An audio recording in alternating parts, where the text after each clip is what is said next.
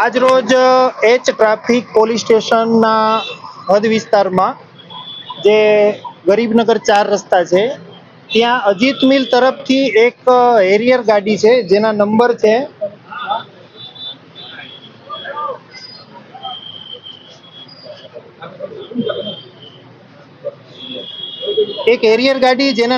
GJ 27 DM 1168, જેના ચાલક છે પટેલ મયંક કુમાર દીપકભાઈ, જેમની ઉંમર 40 વર્ષ, એમનું સરનામું છે શ્રદ્ધા બંગલો, વિરાટનગર રોડ, ઓઢવ, અમદાવાદ.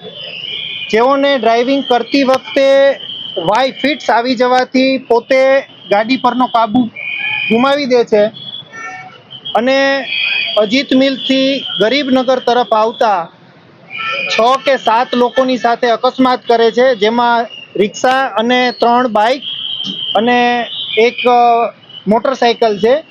બનાવમાં એક યુવતી છે જેમનું નામ છે રહેનુમા ખાન સુફિયાબ ખાન પઠાણ, જેમનું ઘટના સ્થળે ફેટલ થયેલ છે.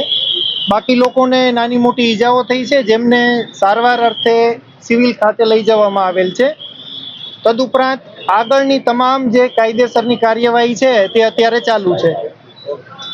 ડિવાઈડર જે અચાનક રોકવામાં આવ્યું છે, ડિવાઈડરના ઘણી વખત અમે રજૂઆત પણ કરેલી છે કે આ ડિવાઈડરના કારણે નાના મોટા ઘણા બધા અકસ્માતો થયા છે. મારી પાસે એના એવિડન્સ પણ છે.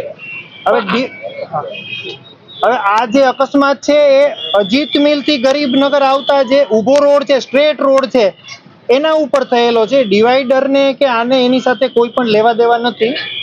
નહીં, ડિવાઈડર માટે એવું કહેવામાં આવે છે કે ડિવાઈડર તરફથી જે લોકો આવતા હોય એ સ્પીડમાં જ આવતા હોય. પ્રથમ 4 રસ્તા હતા, અહીંયા 4 રસ્તાના કારણે અહીંયા પોલીસના માણસો હાજર રહેતા હતા અને એ ટ્રાફિકને નિયમન કરાવતા હતા. પોલીસના માણસો આજે પણ અહીંયા જ હાજર રહે છે અને આ કટ જે બંધ કરવામાં આવ્યો છે, જેની બંને તરફ 100 મીટરે યુટર્ન, જેને આપણે કેપ્સ્યુલ સિસ્ટમ કહીએ છીએ, ત્યાંથી યુટર્ન કરીને સરળતાથી કોઈ પણ સિગ્નલ વગર અને તમામ વાહનો આસાનીથી પસાર થઈ શકે એવી એકદમ મજબૂત વ્યવસ્થા કરેલી છે.